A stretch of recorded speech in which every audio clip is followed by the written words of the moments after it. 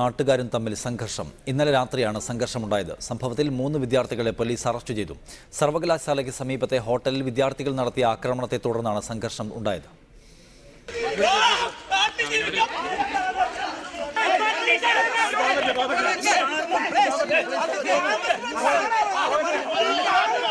ഇന്നലെ രാത്രി 12 മണിയോടെയാണ് സംഘർഷം തുടങ്ങിയത്.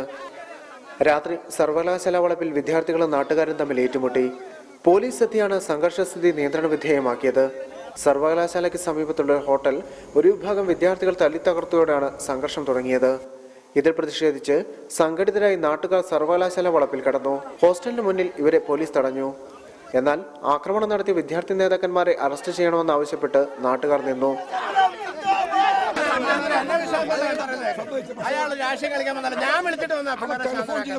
ഇവരെ പിന്തിരിപ്പിക്കാൻ പോലീസ് ശ്രമിച്ചുകൊണ്ടിരിക്കെ കാറിൽ 3 വിദ്യാർത്ഥികൾ ഹോസ്റ്റലിലേക്ക് എത്തി. ഇവരെത്തിയ കാർ നാട്ടുകാർ തല്ലി തകർത്തു.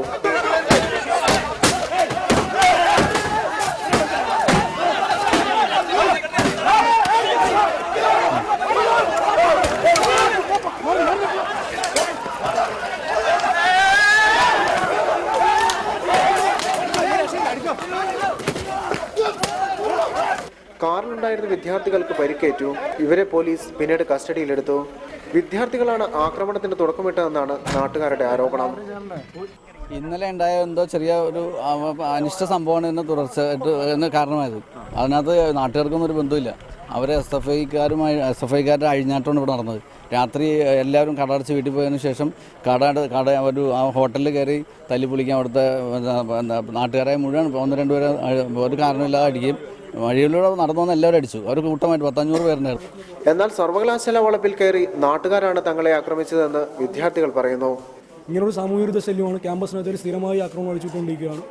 സ്ഥിരമായി പെൺകുട്ടികളെ ശല്യം ചെയ്യുന്ന ടീമാണ്. കഞ്ചാവ് മാഫിയാണ്. ഇവിടെ പുറത്തിറങ്ങി വിടുക എന്നുള്ളതാണ് ഞങ്ങളുടെ ആവശ്യം. പക്ഷേ അത് നിർഭാഗ്യവശാൽ ചുറ്റുമില്ലാത്തതുകൊണ്ട് നടക്കുന്നില്ല. അതാണ് സംഭവിച്ച വിഷയം.